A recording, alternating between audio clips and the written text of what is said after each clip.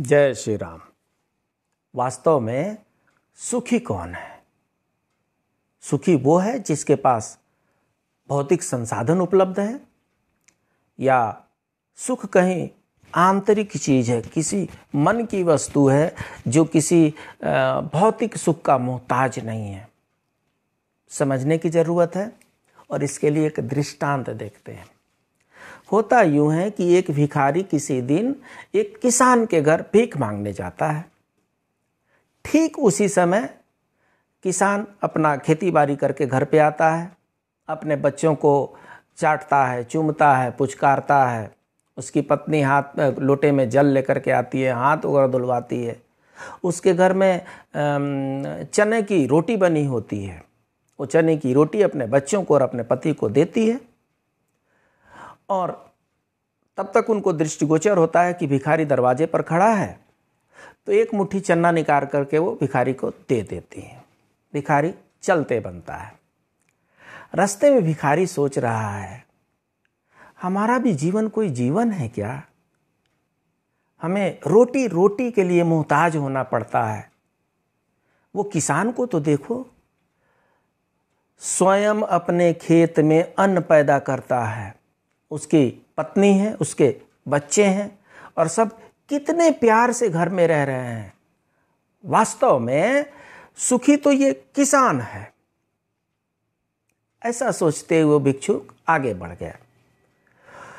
जिस समय किसान भोजन कर रहे थे, उस समय वो बात करने लगे अपनी पत्नी से कि अपना जो दूसरा वाला बैल है ना, काला वाला जो बैल है, वो बूढ़ा हो चला है और उससे खेती का कार्य हो नहीं पाता है।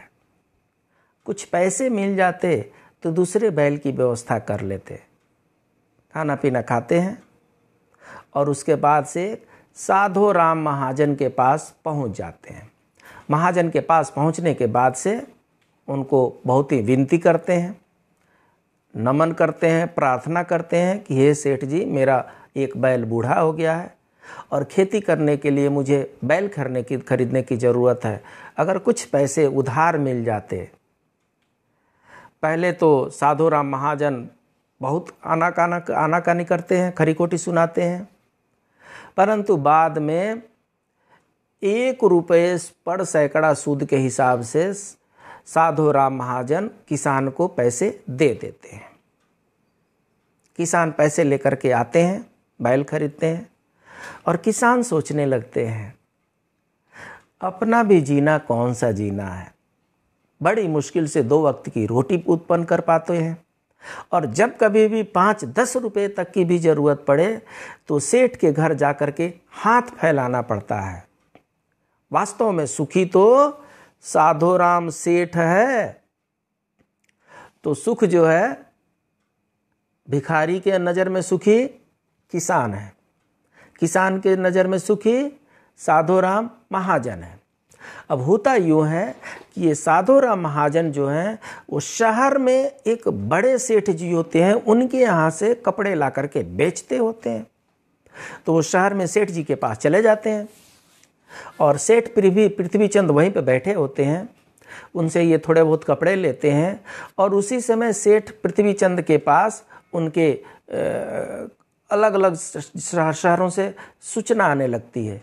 दिल्ली से सूचना आ रही है, सेठ जी 1 लाख का मुनाफा हो गया है। मुंबई से सूचना आ रही है, सेठ जी 5 लाख का फ़ायदा हो गया है। कलकत्ता से इन्फॉर्मेशन आ रहा है, सेठ जी 10 लाख का मुनाफा हो गया है।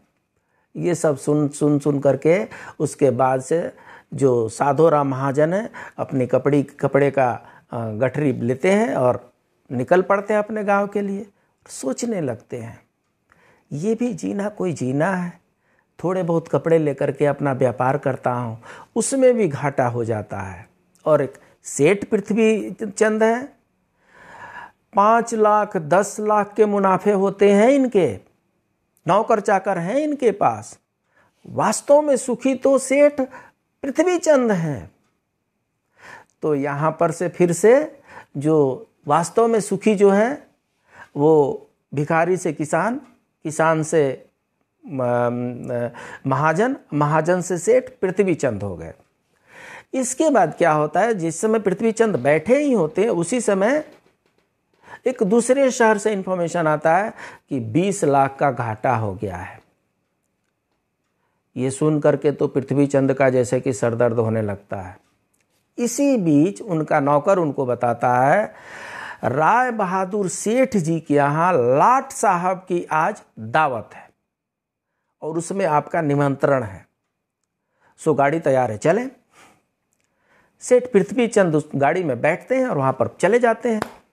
राय बहादुर सेठ के यहाँ जब जाते हैं, वो सोने चांदी के तो कुर्सी और मेज लगे हुए हैं, हीरे मोती के तो लगता है कि घर में चारों तरफ बारिश हो रही है।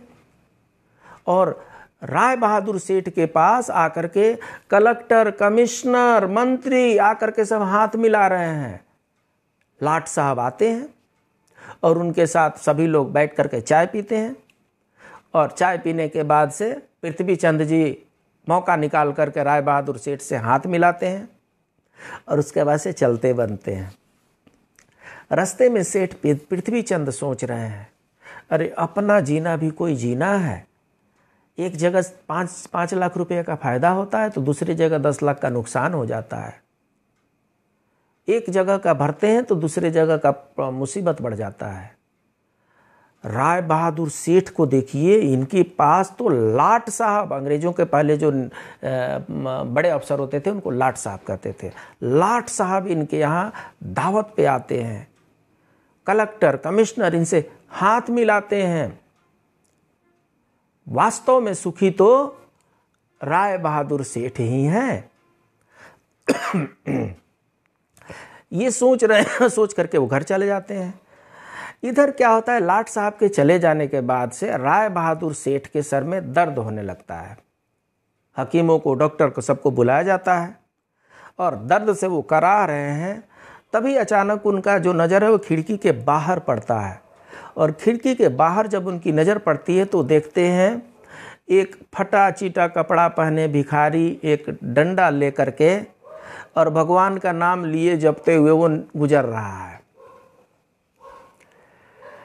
राय बहादुर सेठ को समझ में आ गया, अरे ये भी कोई जीना है। छोटी छोटी बातों पर लाट साहब को दावत देनी पड़ती है, तरह तरह की मुसीबतों को छुपाना पड़ता है। इधर का एडजस्टमेंट उधर और उधर का एडजस्टमेंट उधर करते करते तो शरीर में जैसे कि जान ही नहीं बचती है और अभी तो सर दर्द के मारे सर फटा जा रहा है। वास्तव में सबसे बड़ा सुखी तो ये भिखारी है। न इसे घाटे का मतलब है, न इसे फायदे का मतलब है, न लाट साहब को बुलाने का मतलब है, न नौकर को बुलाने का मतलब है। एकदम निश्चिंत मस्त राम है ये। तो वास्तव में सबसे सुखी ये भिखारी है। कथा को हम शुरू से लेते हैं। भिखारी के नज़र में किसान वास्तव में सुखी हैं, किसान के नज़र में सेठ वास्तव में सुखी हैं, सेठ की नज़र में पृथ्वीचंद सबसे सुखी हैं, पृथ्वीचंद के नज़र में राय बहादुर सेठ सबसे सुखी हैं, राय बहादुर के नज़र में भिखारी सबसे सुखी है। तो इसलिए इस कहानी से हमें ये शिक्षा मिलती है कि हम क्या करते हैं, हम एक दूसरे को सुखी समझते हैं, पर वास्तव में सुखी कौन है ये तो वही जानता है जिसके पास आंतरिक शांति है, जिसे सुकून है। आप चाहे भिखारी हो या करोड़पति हो, लेकिन आपके मन में शांति अगर नहीं है, मन में अगर सुकून नहीं है, तो वास्तविक सुख नहीं मिल सकता। वास्तविक सुख के लिए मन में शांति होनी जरूरी है। क्यों? क्योंकि संतोषम परमम सुखम। जय श्री राम।